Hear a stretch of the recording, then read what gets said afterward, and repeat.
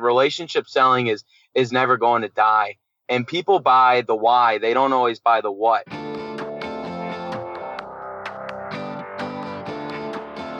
Hey, my name is Felix Tia, and I'm the host of Shopify Masters, a weekly podcast powered by Shopify, the easiest way to sell online, in person, and anywhere in between. Each week, we invite entrepreneurs like you to share what they've learned growing successful e-commerce businesses. In this episode, you'll learn how to collect early feedback from your initial beta customers, the value of setting your price point higher than what it's actually worth, and what kind of retargeting photos work best for their ads. Today, I'm joined by Austin Maxwell and Kyle Self from Kanga. Kanga invented and patented the world's first iceless cooler designed to fit around an entire case of 12-ounce beverages and was started in 2017 and based out of Clemson, South Carolina. Welcome, guys. Hey, thanks for having us. Thanks, Felix. Looking forward to it, man. Awesome. So this all started as part of a class project. So tell us more about this class project. What was it about? Yeah, man. So we were all in an entrepreneurship class in the spring of 2017 at Clemson University down in South Carolina. And our class was tasked with a project to develop a solution to a problem that we faced on a regular basis. And being down in the South, being a large ACC football school, something that we regularly faced when we were tailgating was warm beer. And the reason we were walking around with warm beer is because you really only have two options on game day when you've got, multiple miles to walk from tailgate to tailgate or to the bars or to the stadium, wherever you're going. So what we would do is we would go to a convenience store, grab a cold 12-pack of beer, and just walk around with it, something that we like to call a naked case. Public Brewity. Public Brewity is a campaign that we started. And Nice. So we'd walk around with that case of beer, and the handle would get soggy and rip on us, and the beers would get warm within an hour or two. But the alternative was for us to bring our $300-$400 massive Yeti coolers, which we all have and we all love, but it wasn't the most practical option for walking around 4, 5, 6, 7 hours tailgating on game day. So what we actually thought about and invented was the world's first koozie for an entire case of beer or soda. So we took that same concept that you'll see on any other can insulator. It's just a high quality neoprene that wraps around the can itself. And the idea is to just keep the beverage cold for the length that you're going to be consuming it. So we thought, why isn't there something that exists that will keep the entire case of beer cold for the entire length that you're going to be consuming that case of beer? And that's kind of how the idea was founded. And the class project was a great way to kind of put things together. Although we did end up with a B on the project, it's not something that we were too bitter about. Yeah, B for beer. I love that. I love that this is like the epitome of a problem that you would face at a big school, and you guys take advantage of recognizing that problem. So this was a class project, and I'm assuming that there wasn't a requirement to actually turn this into a business. So what made you guys decide to pursue this even further outside of the classroom?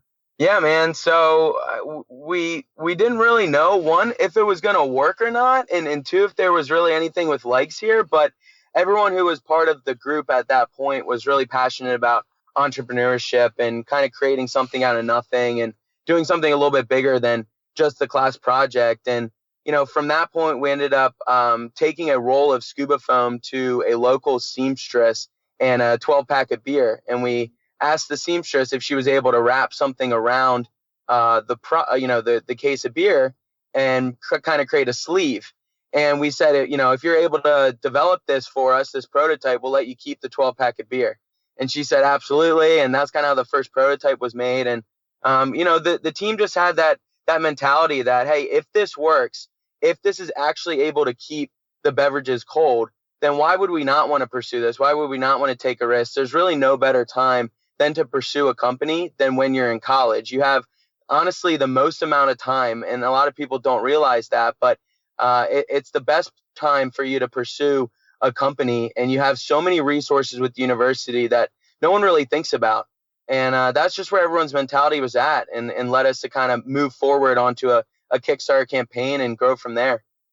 Got it. So you validated this was a problem, certainly for you and your team. You prototyped out a solution. Were there any other steps that you took to determine if there were other people that would pay for a product like this that had, as like a desperate need for a solution like yours? Sure. Yeah. I mean, the most important thing when you start a company, especially a consumer good, is you got to test the market, right? So we were able to find a local manufacturer in Greenville, South Carolina, about 45 minutes up the road. And we made 150, quote unquote prototypes. And we just leaned on our local network and people in the area. We sold, all 150 in about 3 weeks, which was a good success. But we wanted to get their feedback before we actually moved on to the next side. So, we learned a lot from that. Our original product was very thin, and that was a big red flag for us. And the original product didn't even have a handle.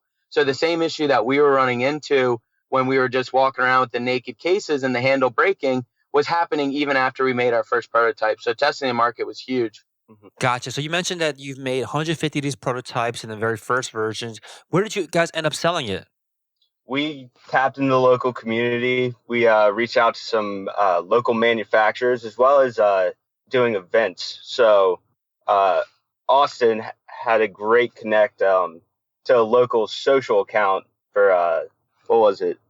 Yeah, we did some events locally, and we were able to deplete those 150 units pretty quickly. Just kind of face to face handshake. We were starting to get a website built at that time, but it was really just leaning on the local community.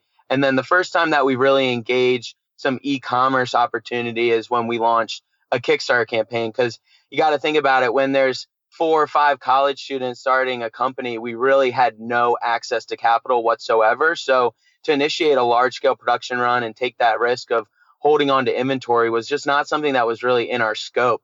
So we actually found out that, Kickstarter was going to be a really easy way for us to have that low risk opportunity and collect the cash up front before we went into the production side of things. And, that's really what helped us get the company off the ground and launch a real first production run.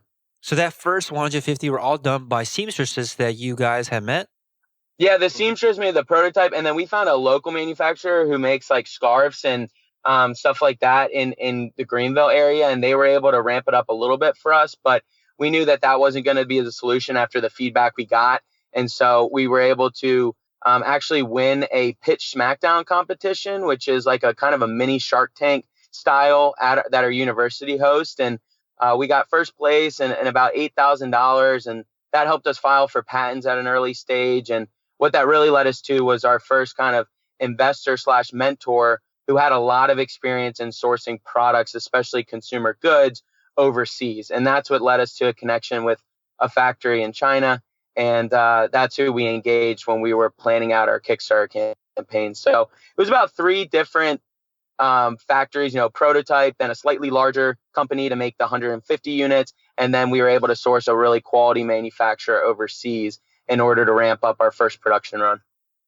So in that first 150 that you sold, you mentioned that some of the most important things you got out of it was the feedback early on. What kind of feedback were you getting? Like, what kind of questions were you asking to pull out the feedback that you needed to know how to improve the product?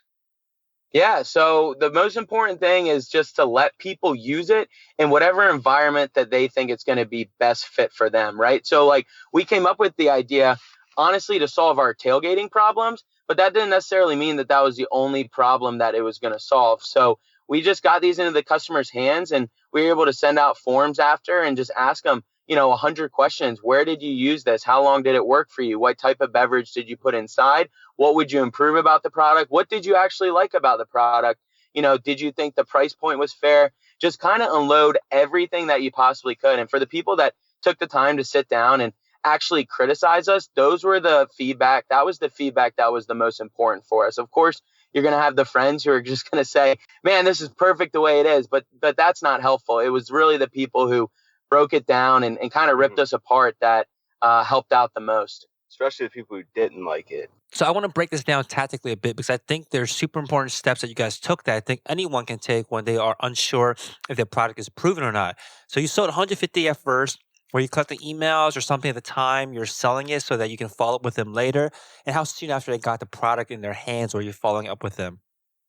Yeah, email is how we got in touch with everyone. And then we set out a Google form. It was just the easiest way for us to get the information all consolidated into one place. So we let them run, I'd say, about 2 to 3 weeks. I mean, we were very considerate about the time and very intentional with how quickly we wanted to move to the next phase. But what we were very fortunate was how quickly we were able to deplete the 150 units. I mean, obviously, it was a lot of friends and family and people in our local networks, but it was awesome how quickly we were able to get them to use it out into the market. This was springtime, so it was not necessarily tailgate season, which was good feedback for us because people were out using it on the boats. They were taking it to the pool, that they were taking it on the golf course. So we had a wide variety of age ranges that bought from us and a wide variety of basically results that people had with it. And I'd recommend that to any entrepreneur who's looking to get into consumer good or really start any company is test at a micro level. And I know 150 people might seem like a lot, but it's really not that tough to get your product, whether you're giving it away for free or whether you're just trying to sell it. We had to sell it at the time because we really didn't have any money. But if you're able to get into some influential people of all different age ranges and age demographics, it can be very, very powerful. And you need to collect as much information from them as possible. Yeah, so speaking of the sample size of 150 people, now that the business is much bigger, now you have much, or many more customers. Has the feedback that the initial 150 given you, has that changed as you scale up, or has the feedback stayed pretty much the same from that initial 150? Yeah, no, it's changed a lot. So since getting that feedback, we've improved the product drastically. When we started, it was essentially, we say it's a koozie for a case, and it was exactly that when we started. It was just a, thin neoprene liner that you throw on top of a case. Since that, we bulked up the insulation, added a handle, and, just tried to make it more of a premium product. Less, knick-knacky and more something that, when you get it, you want to hold on to and, keep close to heart. And it's actually interesting because what we figured out is in doing that was ultimately where we thought people were going to use it isn't necessarily where they are using it. We may have done too good of a job at, making it something that people want to hold on to. So, tailgating isn't necessarily isn't necessarily the best place to be when you're running around, drinking all day. You don't want to carry something out with you that you're scared to lose. So we've found that, people love using it around the house. Great for dinner parties like barbecues. It's we found a need in the casual use cooler, being that, ultimately it saves you a trip to the store. It keeps you, easy to use. And it's just, you grab it from the fridge, slide it in, and you need it, and you got cold drinks. So I think that's super important about how you guys recognize, how you saw that people weren't using it the way that you thought they would, or weren't using it where you thought they would. Yeah, the original use case where we had thought, we realized it was much broader than it actually was, right? It wasn't just a tailgate product. It was perfect for multiple occasions. And with the new round of feedback, and because we're really big on that, we're always innovating. We're on iteration number 4 of the cooler right now, already working on iteration 5 and 6. And obviously you don't want to get too caught up in always improving, but it's important to keep that on the horizon. And we're really satisfied with the current version of the product, but there is always room for more improvement. So that's why we're continuously collecting more and more feedback. And what the consumers are telling us now is much different than what they were telling us a year and a half ago. Now they're just pointing out small details that can make very large improvements versus way back then we had, maybe some huge pointers that were going to make small improvements. And so we're constantly trying to collect feedback and data, and we send out email blasts all the time, and we'll incentivize people with free koozies or free gifts in order to have them fill out a short survey and let us know what their experience was with the product. Because, as a young company, we're still learning who exactly our customer is. We have a really good idea of who we think it is, and we've had success kind of targeting that person, but then you'll have someone come in the next day and purchase 8 of these, and it was not, our core demographic or someone you would have never expected. So always be willing to learn. Right. So what was the best way to get people to be super responsive? I guess nowadays it's to offer these freebies, but what were some ways that you started to get feedback once you had a little bit of a customer base? Yeah, 100%. We, ultimately we try to not discount our product. So we try to find creative solutions to offers. So, whether it's a free koozie, free shipping, anything of that nature, we'll offer it to them. We also kind of use that feedback loop as an incentive to, play up the next purchase. So one thing that we started doing, which we've seen pretty good success with, is offering a gift card for if you complete a survey. So when someone goes on and completes the survey, we'll give them a $5 gift card that they can then apply to their next purchase. So it's, half getting that feedback, but also, retaining that customer on the back end. Right. I like that. Do you find that the unsolicited feedback that you get, maybe from a customer email that they reached out to you unsolicited, is different than the feedback that you would get through these kind of more like solicited approaches where you are offering them some kind of free gift or some kind of discount or some kind of promotion to get them to provide that feedback? Yeah, 100%. So one thing that we've noticed is it's more, you know, I'd say that the feedback that we get from the email list, the surveys, is more, past or reactive, saying, what's good about the product, what do you like, so on and so forth. But then people reaching out to us is, just great ideas. That's where we get a lot of our ideas from. Ultimately from, in the Kickstarter, we actually, one of the biggest things that happened out of that was Anheuser-Busch reached out to us because they saw the potential for the custom aspect of it, which we had never thought, that had never even crossed our minds leading up to that. But, one of who was it that reached out from Anheuser-Busch? Do you remember? Bud Light. Yeah. So one of the buyers from Bud Light reached out and was like, hey, have you ever thought of doing B2B custom? And then we constantly have people asking for, hey, do you have, this school or this, professional sports team? And then that was, hey, what about a licensing route, so on and so forth. So I'd say it's, very different just from the types of feedback we're trying to get.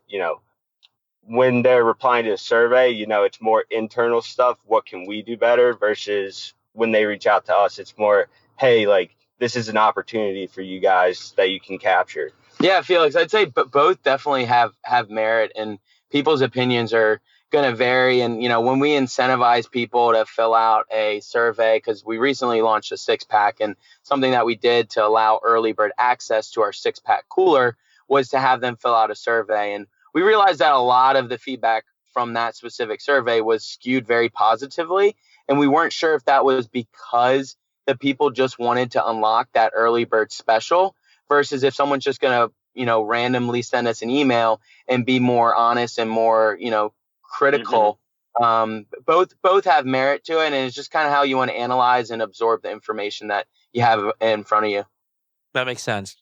So it sounds like solicited feedback is often about the existing product or past customer experience, and unsolicited feedback is more forward thinking and ideas and products and features that your most avid customers are looking for. So you mentioned that you asked a lot of questions when you put out these surveys. What would you say, looking back on it, maybe more particularly early on, what kind of questions do you think gave you the most critical information that you were able to act on? Yeah, I think just asking people when they were going to use the product, what their experience was when they used it out in the open, depending on, was it brought to a barbecue? Were they on the golf course? Did they go to a pool party? Was it used for tailgating?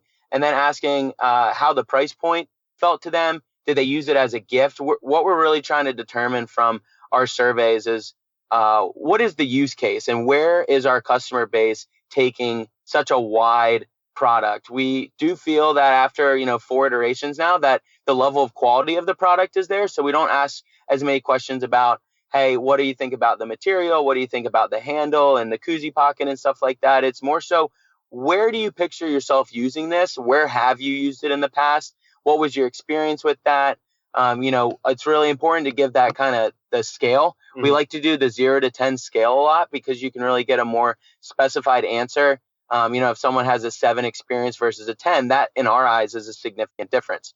So allowing the people to answer honestly, and just asking, broad questions, stuff that they can fill in themselves. Because some people will give you 2 words and some people will give you 4 sentences. The 2 words might be the most powerful thing you've ever read.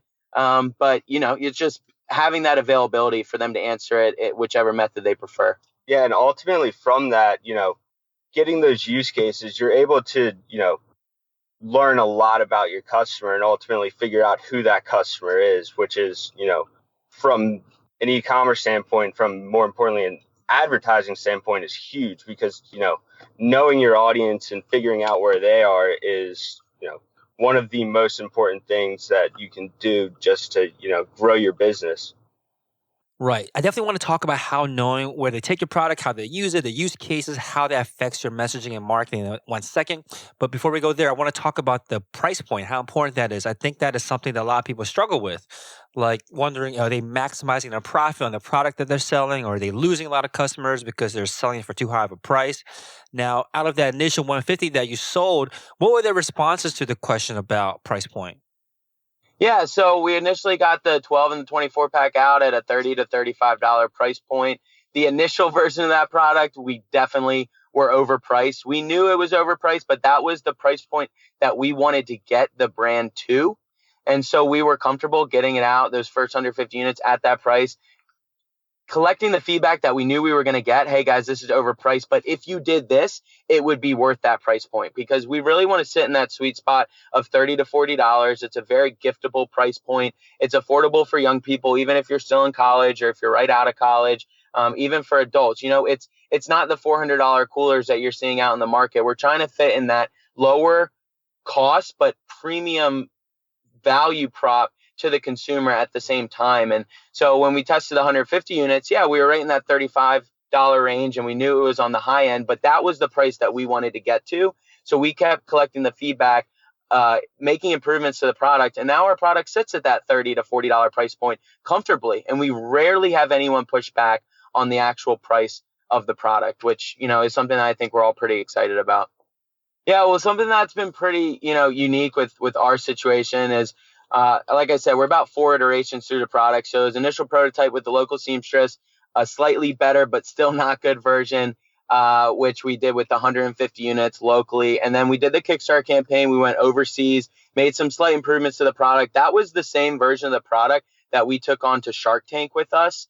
And so after Shark Tank aired and we just were just submerged with traffic and a lot of customers purchased, we had our biggest spike from an e-commerce perspective, the biggest brand awareness hit that our company has had, company to date. But that was still that medium version of the product. We still knew that it had room to improve. So at that point, we did have a lot of feedback from customers. They loved it. They really liked the direction that it was going.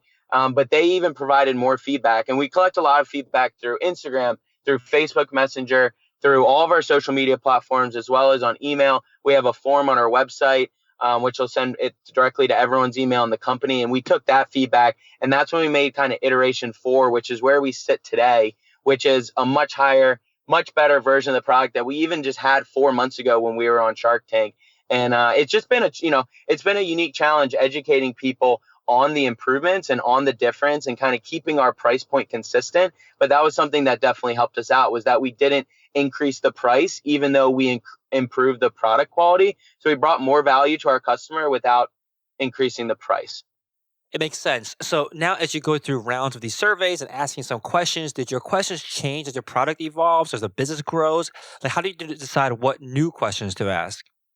Yeah, so the important thing when you're asking questions is you want to find out what's the information that we want to know the most at that given time. So for iteration 1, we just wanted to know, hey guys, does this product work? Do you guys see yourself paying the $30 to $40 for the product? And now the type of questions that we're going to be asking and that we are asking with this version of the product is where can we go from here, right? What else can be done to the product to improve it? Or what experience did you have with this that is now scalable for us, that you could see other people using it? And the questions are definitely changing, but still to the core for us, we just want to know, did someone find value in this product, and did they have a positive experience when they used it, if they used it correctly? That's another challenge that we run into a lot, is some people think that it's either a lunchbox or just an insulated bag, and they don't take the entire cardboard case and put it inside of the product. So understanding, if a customer had a bad experience and we reach out to them, well, hey, how did you use it? Oh, well, we just threw 12, loose cans into your product and it only stayed cold for 2 hours. Well, then we have to educate them that to have the best experience, and the way the product was created was to insulate the entire case itself. And when they do that, they come back and they're like, oh my God, I didn't know that. That's amazing. It worked out for me. So just having those questions ready, it has been the most important thing for us. Yeah, I think that's critical that you mentioned that you ask the questions that you need to know at that given time. Like, what is actually the obstacle, the problem that's in front of you that's stopping you from moving forward? Yeah. I think a lot of times people are like, oh, this is an important opportunity for me to get all the information out of my customer and ask them a question that you might not even need an answer for like 10 steps Yep. ahead. But you're specifically focused on what is the problem in front of you guys as a company right now, and what is the question that you need to ask to get past this question, get past this obstacle. So I think that's important that so you're talking about earlier how that knowing where your customers are using your product, knowing the use cases, not only will it change the features, the improvements you make on a product, but also more importantly, especially in the e-commerce perspective, how to change the advertising, the messaging, and the marketing to reflect that information that you guys have gathered. So tell us about that. Like, how do you use information from the use cases that your customers are telling you about how they're using the actual product? How does that change the way you do your advertising and marketing? Yeah, 100%. So, one big thing that we try to do is just figure out where our customers are in terms of the digital standpoint. So, we've got a group of interns that come in, and like I just have them scour through social, figuring out, finding what is it, customer reposts, anyone who's done anything with our product, used our hashtag, where are they posting pictures with it, as well as, using our analytics to figure out, what categories people fall into that are buying our products. So one thing that we definitely use is Facebook's interest targeting for prospecting. And a lot of that is pulled from our affinity categories within Google Analytics. So just kind of figuring out, what group that customer falls into, and then ultimately where they're at digitally. I got it. So you are qualitatively looking at it and quantitatively looking at it too, the data. So you're qualitatively looking at what your customers are doing with the product, where they're posting photos of them using it, but you're also looking at Google Analytics to see where your visitors are from, what kind of categories, what kind of affinities they have, and then collectively use that information for your Facebook prospecting at a very kind of high top of the funnel level. So the very first time anyone has ever been exposed to your brand, your target interest that you are seeing, the use cases that people are telling you about that you're seeing in your data. 100%. And then, a big thing that we try to do is, cross-reference those to group them into cohorts of, kind of break it down into who is this person, or who is this group, who is this group, to, show them, to be able to show them, relevant messaging and relevant media. Yeah, so let's speak about that. So now that you have the targeting for someone that's using it around the house, for example, which is different than your initial hypothesis that they were only going to be using it for tailgating, what do you change in the photo or the video and the actual copy that shows up in the Facebook ads? 100%. So yeah, one thing we definitely do is just, the actual activity of what we're showing. So ultimately you have different age groups, and we found that the majority of people that are using it around the house, range within the 35 to 50 age range. So that group, we're able to then, kind of mature our copy and our media to resonate with them. But then also using people within our demographic to show that, just to kind of, give them that nostalgic feel of, hey, like, this is what I do. This is, these are the people in their glory years, kind of using the aspect of nostalgia as well as, the relevant use case to kind of, target that person and ultimately try and get them to the site. Yeah, I feel like the audience and the content are definitely the two things that we interchange a lot of, right? Because a 6-pack of high-end craft beer, it's costing them $15 for that 6-pack, but some of our consumers are buying a 12-pack of White Claws and might be female, male, 21 years old versus 45 years old. So the content that we put out there, and we collect content on a weekly basis in all sorts of different settings, just so that have a library of assets that when we do want to tailgate that 22-year-old female girl who's going to a party and bringing a 12-pack of White Claw, we can pinpoint that exact moment and make her feel when she sees the ad that she's understanding and picturing herself in that scenario. And when we want to target the 42-year-old male who's got a jersey on and they're watching football on a Sunday and they bought that expensive pack of craft beer, we have the content and the audiences built out to be able to pinpoint that exact person as well. I love it. So let's talk about the content creation. It sounds like lots of different interests and demographic targets that you could hit for the exact same product. So how do you guys create, or you mentioned almost collect content to change up the content based on the targeting that you're doing? Yeah, what we're super fortunate about is we have a great network, and one of our co-founders, Teddy, he is one of the most talented people we've ever seen with a video camera in his hands, and we've built out a small team of media ambassadors who will help us execute content if and when it's needed. And then what's really unique about our team of 5 or 6 people is that all of us are extremely different. We're each customers of our product, but in much different ways. Like, we do very different activities on the weekend, and we all have different personalities. So we're actually able to bring a piece of each team member to the forefront when developing content and basically say, hey, Austin, whatever you're going to go do this weekend, let's film what you're doing this weekend with the casemate, with our product, and collect content around that, which is going to be very different from what Kyle is doing that weekend. So let's go get content for what Kyle is doing that weekend. And then we all come together and we're going to have 5 different opportunities to pinpoint 5 different audiences of people and be able to get them to picture themselves in that exact environment. I got it. So I think that's important where you're constantly creating content. I think the approach for a long time was that a lot of people just create an ad once and then tweak the targeting or maybe tweak the copy. But you are constantly creating different video and different images, the actual creative itself, and putting into these ads. So not just tweaking, again, the copy or tweaking the targeting, you're tweaking the actual creative, the video, the images that you're putting into these ads.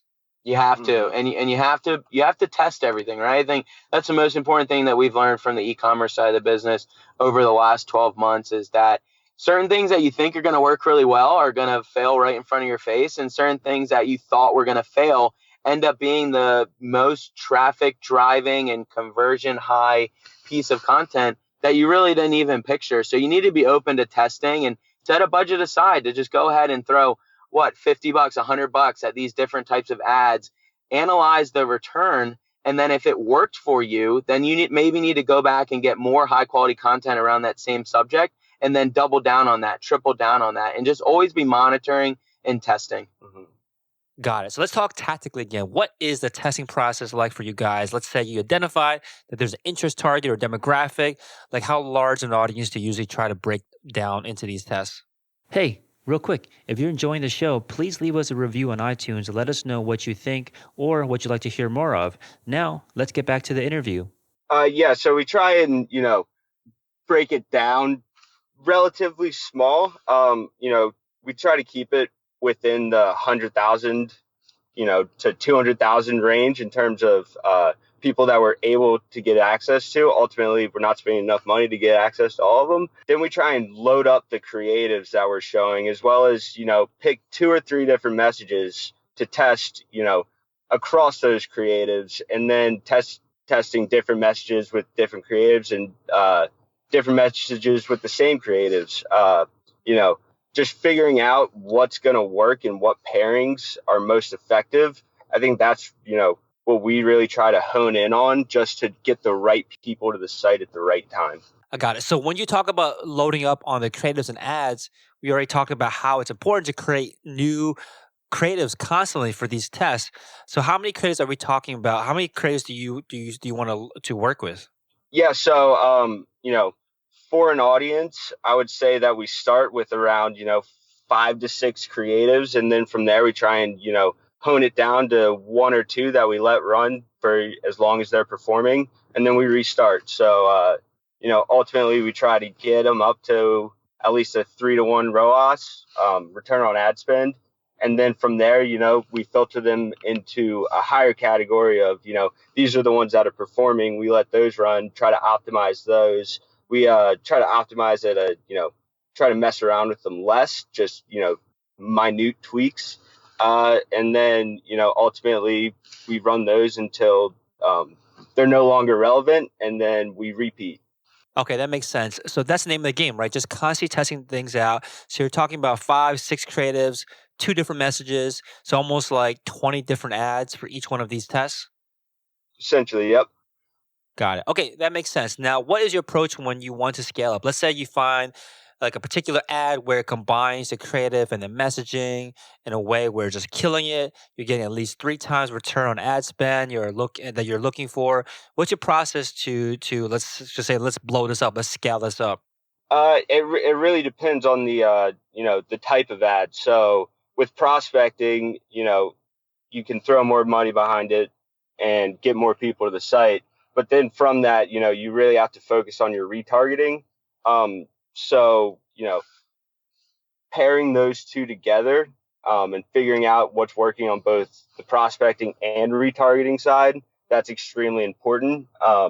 So ultimately, we have a similar testing structure for retargeting, but in terms of targeting for those ads, we try and do it, as relevant as possible to the users. So we created custom audiences based on, what their what their actions are on the site. So if they go to a specific product page or a media page or something of that nature, we target them with ads that show either that product or, something that's in line with that media page, being, a branded video, lifestyle content, so on and so forth. So really, having a good system on both the prospecting and retargeting side, that will allow you to get up to that point to where, hey, like, I'm able to throw more money to this, get more people to the site, and then convert on the back end, rather than just throwing money behind an ad and seeing that money go to waste once you reach a certain point. Yeah, Felix, what we've learned is that it's a constant balance between driving traffic and then converting customers on the site, and retargeting falls in the middle there. But there will be times where we can drive an absolute crazy amount of traffic to the site, but it's not going to convert at what our standards are. And then there will be times when the site's converting really well, but our ads were not generating the traffic that we really were hoping or wanted to. So, with us being such a small team, and we have 5 full-time guys, we have 3 different distribution channels of the business. So e-commerce is just one piece of the puzzle. It's really important for us to balance our resources and our budgets so that we optimize, the best return on the traffic and the conversion. And that's something that we've really been focusing on the last couple of weeks. Right, makes sense. Okay, so I think the retargeting part makes sense where you are showing them the product that they just looked at. What's the messaging there? Like, how do you change up the way you talk about the product once they are actually already familiar with it? Once they've already come to your site, probably browse around to see a few different products, maybe read your About Us page. How do you change how you talk to them once they're already aware of you and your products? Something that's really cool that we just learned was that there's a lot of success in the retargeting space when you have a photo of a customer submitted product that they were using out in the market. So if you retarget someone with a photo of just a customer and maybe their comment on the picture and they're out on the boat using it, and it's a high quality image, but maybe it's not professionally taken like some of the content that we'll post on our feed, it can actually have a really good retargeting opportunity. 100%. Ultimately, from a retargeting side, we want to do as little of the talking as possible, and we want to let either our customers or a press outlet, use what they say about us to kind of make that sell, because, you don't want to get too salesy at that point, because ultimately, digital is an interesting space where you're constantly disrupting people doing, where they're not expected to buy or not necessarily looking to buy. Got it. So I think at this point, once they've already seen your product and you're retargeting them, what you'd like to go after then is the social proof. Like, let's get the unbiased reviews from your customers or some media outlets. So I want to talk about the media pages that you mentioned you retarget off of. So what are these media pages that you're driving customers to begin with? So we're not necessarily driving people to our media page. We get a lot of traffic to our media page. We try to create, good long form content that can be used in other forms. both from a branding standpoint and a marketing standpoint, kind of using that as a catch-all. So, like we said, we have Teddy, who's just, a wizard with a camera, and he's really passionate about, creating movies, telling stories. So we try and pair those two together to get a balance of, hey, here's a little bit of branded content with marketing content, and use those together to kind of ultimately help sell our product, but also build our brand. Yeah, I feel like something really interesting that we've been doing and has been working for us is when Kyle just mentioned the long form content. I'll dive into that real quick. We started a reality TV series called The Fun Factory. The warehouse that we just moved into, we were previously in my partner's parents' basement. We were able to scrap together a couple $100 a month to afford a very large warehouse out in the middle of nowhere. But we have this 15 to 20 minute monthly reality TV series on YouTube called The Fun Factory, which is really just documenting the team's monthly lives and day-to-day lives. And whenever we do a fun event or go somewhere, however we're using the product, and really just doing kind of crazy, funny, stupid stuff. But what's unique about that is if you can capture that someone's attention for that full 15 minutes, that's amazing. But what we're able to do is grab 15, 30, 60-second snippets from within that long form content and run ads specifically on those smaller portions. We're able to grab a swipe up story, a 15-second swipe up story, or a 30-second Instagram recap, and just find a way to distribute one piece of content in 10 or 20 different ways has been a really effective use of time. I like the strategy where you're now spending 20 minutes to create this long form content that you're cutting up into these micro content pieces. And now that you're pushing these out into Instagram stories and driving ads to them, where's the next step that you want your viewer to take once they've seen this micro content? Is it to go back and look at a product, or go back and look at the 20-minute long form content? Ultimately, we want to get them to the site and, get them to sign up for our mailing list. We utilize email as, it's one of it drives about, 20% of our revenue on site. So ultimately, if we can get them to go from social media to our site and we capture their email, that's a win for us. It's not necessarily getting them to purchase right off the bat. It's, goal number one is to get their email. Okay, so you create this long form content, and you chop it up into micro content, which then you're trying to drive them to sign up for your email list from there. And that's where more of the kind of more direct response marketing happens, where you're trying to get the sale. Exactly. Yeah, highest conversions is definitely on the email. Got it. So what are you saying in the micro content to get them onto the email list? Like, what is the hand holding or the process that gets them from watching a 15-second or a 30-second clip of this long form content into wanting to sign up for the email list? There isn't necessarily a call to action within the video itself, but we will put it in the caption sometimes. And then if we're just doing unique and funny and different stuff, and maybe someone had watched the full 20-minute video, and then a day later when they see that 15-minute snippet or 15-second snippet, it brings them back to that long video. And then we always make our website accessible. No matter what form of content it's distributed in, the website has to be accessible to people. And when it's accessible and available, it's a lot easier to get people to show up to your website. You never want to have someone having trouble searching for your site. It needs to be readily available at all times on all pieces of content that you distribute. Okay, just to make sure I understand this, so the micro content, there is no direct call to action, but there's some kind of reference to that there's more to see, more content to see, that there's another 20 minutes that if they went to your site, they could watch. And ideally, once they watch the entire thing or a good portion of the 20-minute long-form content, they might be like, wow, these guys are super interesting. I want to follow along with them more and see what they're doing. Maybe I'm not a customer yet, but I like where they're going with this content. Let me sign up for their email list and continue to watch. Exactly. And an important thing to note is that those long form contents and a lot of our content is hosted on our website. So we want people to go there, and then that's linked to YouTube. So if we can get people to the site to watch the different videos and the different documentaries, different people that we partner with, the longer you can keep on the site, the more likely they are to kind of shop around and maybe have an idea in the future of where they could use the product.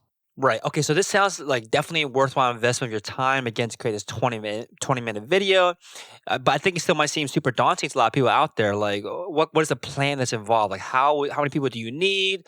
What if someone's a one person team? Like, can they follow along with your strategy to create this long form content that can then be distributed as micro content to eventually get people to sign up for their email list? Yeah, I mean, ultimately, when we started, we didn't necessarily have the plan of, hey, we're going to build out this extremely, in-depth production. We just started by documenting what we were doing. When we started out, it was, Teddy was good with the camera, but now he's great with it. But he wasn't anywhere near the level he's at now.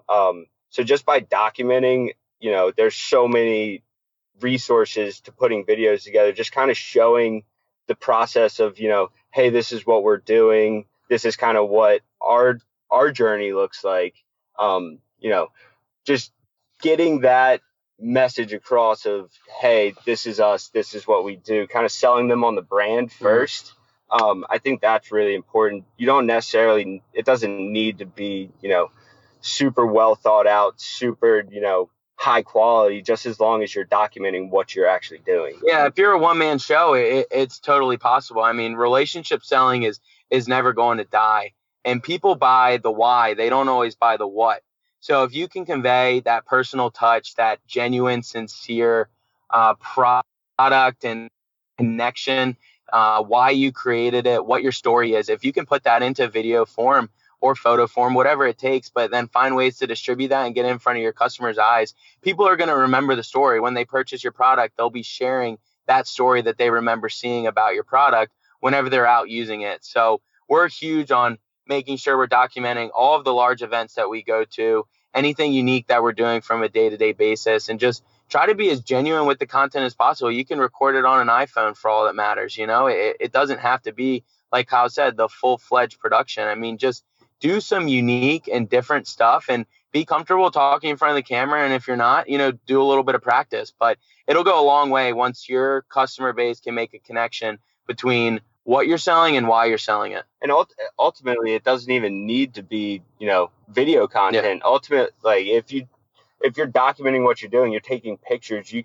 can repurpose that into a blog or, just call it a photo story, which is something that we want to get more into because, that'll also fuel, our site media and our marketing media and so on and so forth. So it's really just, using, if you are your core customer, use your product and document it. So you don't have to make it into, a kind of a polished movie. You're talking about just like documenting your journey, almost like if it's too professional, it appears too distant from your customers. So the key is to be genuine and authentic.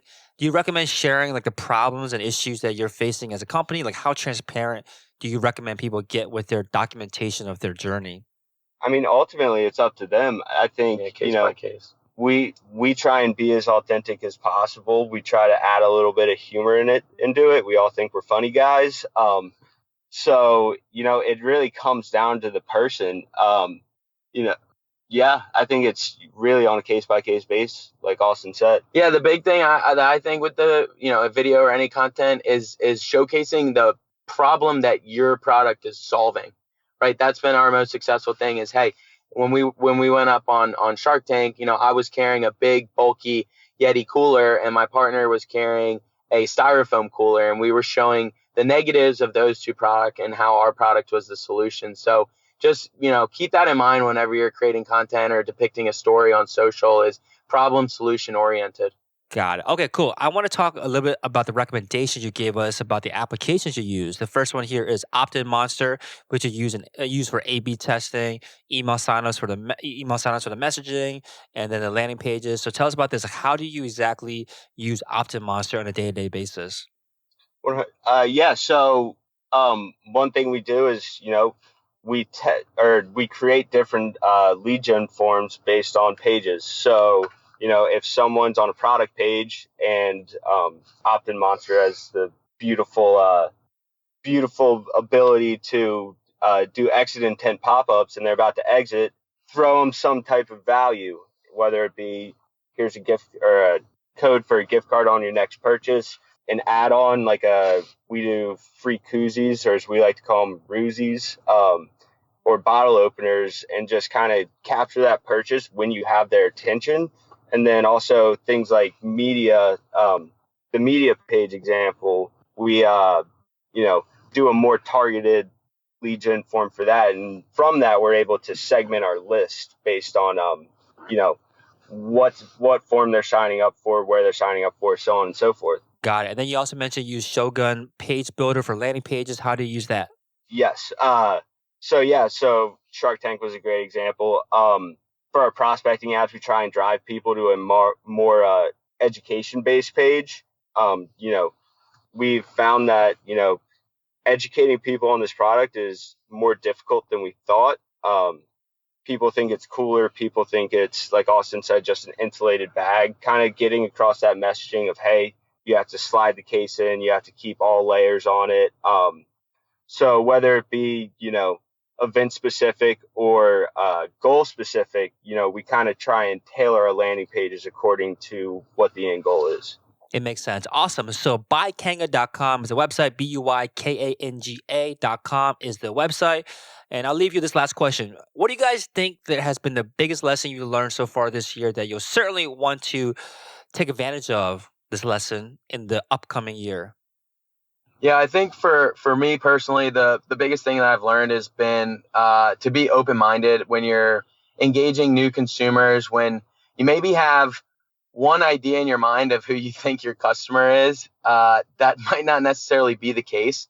After you do the rounds of testing, after you get the feedback, and after you analyze what people have said, you need to be open-minded to be able to kind of adapt and change who that core customer may be. Because coming out of the gates, if we thought that this was a 21-year-old college student product just for tailgating, but now we're able to sell to 30, 40-year-old people who are going to gift it away as part of a holiday gift for this upcoming season, who are going to take it on the boat, the golf course, take it to the beach. And just, that wasn't necessarily what we had in mind for the product when it was developed, but now we're kind of double downing that because we all were open-minded and we were willing to adapt to our surroundings and be willing to test the different things that are out there. And it's really a cool thing once you start to find some success on the e-commerce side of the business. And man, it's just been a rewarding experience for us so far. But I just tell everyone out there to be open-minded, try as many different things as you can.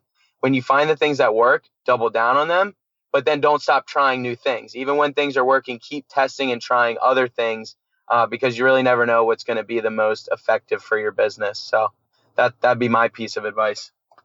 Yeah, mine was a little different. For me, I was just going to say more of a personal thing. Starting this, this being all of our first, entrepreneurial venture, I really have learned the value of balancing work and life.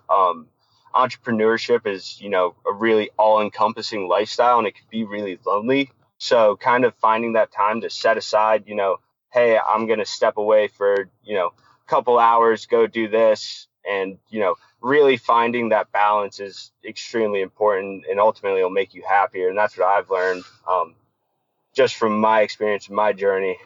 Awesome. I appreciate it. So again, buykanga.com is a website. Thank you so much for your time, Austin and Kyle.